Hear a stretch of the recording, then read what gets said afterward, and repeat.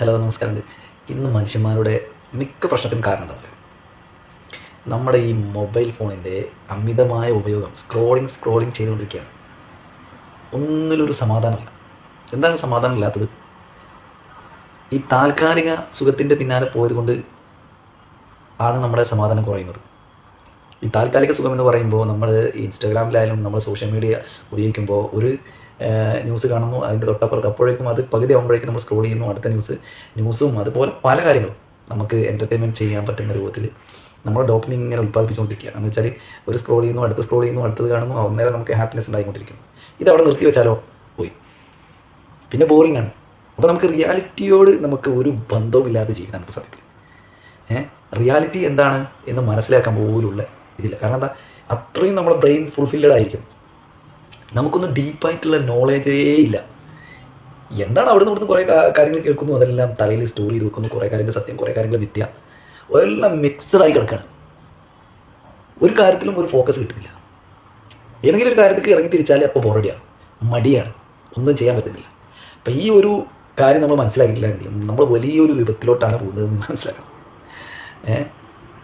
ഈ AI-യും പിന്നെ എല്ലാം ഒക്കെ എല്ലാത്തിലും ഉണ്ട്, നല്ലതും ദോഷവും ഉണ്ട്. അതിനെ വേർതിരിച്ച് മനസ്സിലാക്കാനാണ് കഴിയുന്നത്.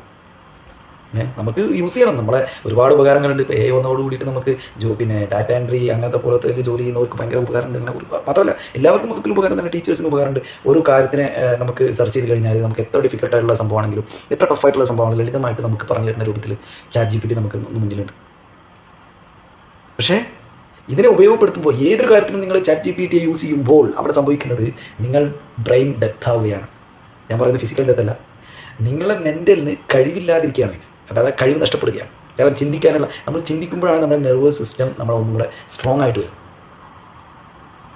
ആ നെർവസ് സിസ്റ്റം സ്ട്രോങ് ആയിട്ട് വരുന്നത് നമ്മുടെ ചിന്ത യഥാർത്ഥ രീതിയിൽ ഒരു കാര്യത്തിനെ മാത്രം ഫോക്കസ് ചെയ്തുകൊണ്ട് അതിനെക്കുറിച്ച് നമ്മൾ ഡീപ്പായിട്ട് ചിന്തിക്കാൻ തുടങ്ങുമ്പോൾ അവിടെ പുതിയ പാതകൾ രൂപപ്പെടുന്നു. അപ്പോൾ ഈ ഒരു സംഭവം ഒന്നും ഇന്നത്തെ തലമുറക്ക് ഇത് മനസ്സിലാവില്ല. എന്താ കാരണം എന്ന് വെച്ചാൽ അവർ ഈ ലോകത്തല്ല, റിയൽ ലൈഫിലല്ല അവർ ജീവിക്കുന്ന. സത്യത്തിൽ ഇതിൻ്റെ അഡിക്ഷനായിരിക്കുകയാണ്. ഇത് ഒരു മണിക്കൂർ പോലും മൊബൈൽ യൂസ് ചെയ്യാതിരിക്കാൻ പറ്റുന്നില്ല എന്ന് പറഞ്ഞാൽ, ഞാൻ പറയുന്നത് ആരെയും കുറ്റപ്പെടുത്താനല്ല, ഇത് നമ്മളവിടെ ഞാനടക്കം വരുന്ന ഈ സമൂഹത്തിലുള്ള എല്ലാ ആളുകളോടും കൂടി ഞാൻ പറയുന്നത്. അപ്പോൾ ഇതിൽ നിന്ന് നമുക്കൊരു മാറ്റം വേണം കേട്ടോ. അല്ലെങ്കിൽ നമ്മളൊരു 20 years ഒക്കെ ആകുമ്പോഴേക്ക് നമ്മുടെ ഇവിടുത്തെ നാച്ചുറൽ സംഭവങ്ങളൊക്കെ ഒരുപാട് ഇല്ലാതാകും. കാരണം ഇപ്പോൾ കൃഷി ചെയ്യാൻ ആർക്കും താല്പര്യമില്ല. പിന്നെ നമ്മൾ 20 years കഴിഞ്ഞാൽ നമ്മൾ എന്തിനായിരിക്കും ഇവിടെ യുദ്ധം ഉണ്ടാവുമെന്നറിയോ? വെള്ളം, നാച്ചുറൽ സോഴ്സുകൾ നഷ്ടപ്പെട്ടുകൊണ്ടിരിക്കും. കാരണം ഇതൊന്നും നോക്കാൻ, ഇതൊന്നും സേവ് ചെയ്യാനൊന്നും ജനങ്ങൾക്ക് ടൈമില്ല. അങ്ങനത്തെ വിധത്തിലോട്ടാണ് പോയിക്കൊണ്ടിരിക്കുന്നത്. അപ്പോൾ ബി കെയർഫുൾ. ഓക്കെ, എല്ലാവരും നമ്മൾ ഇതിനു വേണ്ടി കുറച്ചൊക്കെ നമ്മൾ ടൈം മാറ്റി വെക്കുക. നമുക്ക് സ്റ്റഡി ചെയ്യാൻ വേണ്ടി, നമുക്ക് ഡീപ്പായിട്ടുള്ള നോളേജ് നമുക്ക് കരസ്ഥമാക്കാൻ വേണ്ടി നമ്മൾ കുറച്ച് ടൈം നമ്മൾ മാറ്റി വെക്കുക. നമ്മൾ ബ്രെയിനൊരു എക്സസൈസ് കൊടുക്കുക. പഠനം അതെങ്ങനെയായിരിക്കണം? ഡീപ്പായിട്ടായിരിക്കണം. എന്താണ് നമ്മൾ പഠിക്കുന്നതെങ്കിലും ആ കാര്യത്തിൽ നമുക്ക് ഡീപ്പായിട്ടൊരു നോളേജ് ഉണ്ടാക്കിയെടുക്കാൻ പറ്റും. അതാണ് നിങ്ങൾ ചെയ്യേണ്ടത്. ഓക്കെ, നമ്മൾ ചെയ്യേണ്ടത്. Okay, by.